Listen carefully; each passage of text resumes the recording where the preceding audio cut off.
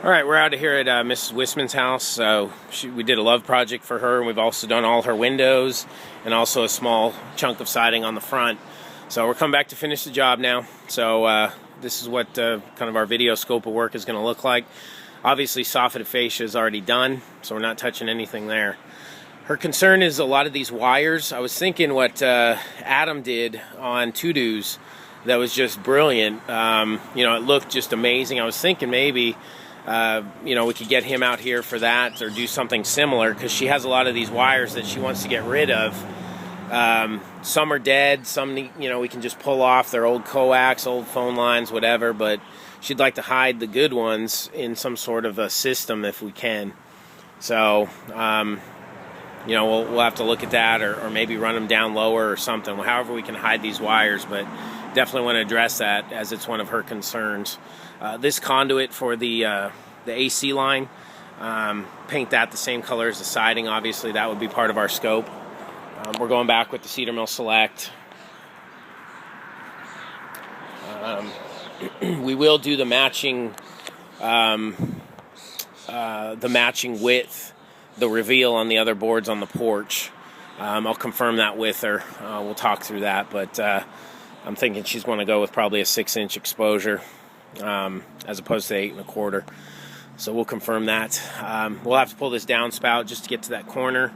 All windows and doors will be flash trimmed and trimmed with the Hardie 1x4. So that's what we'll get around all these windows and doors. We do have, see here, you can see some of those cables. That blue one's probably, that looks like a data cable or something for the internet. So all those cables, she just wants to figure out a way to conceal those better than they are now. So we'll work on that for her. We have to be very careful of these. She's going to cut these back somewhat, but we need to be very careful. I know they're pretty close to the house, but we need to be careful not to ruin these. These plants are really important to her. Again, with these lights, she requested that we can maybe move those down somehow. Hopefully, they just maybe run some more Romex. I don't know if we'll have to have Gilbert do it or what, but just run this light down to somewhere lower where she can change that bulb. Right now it's a little hassle for her to get up there and change that, so if we can lower that down somehow and give her some access to change that, that would be great.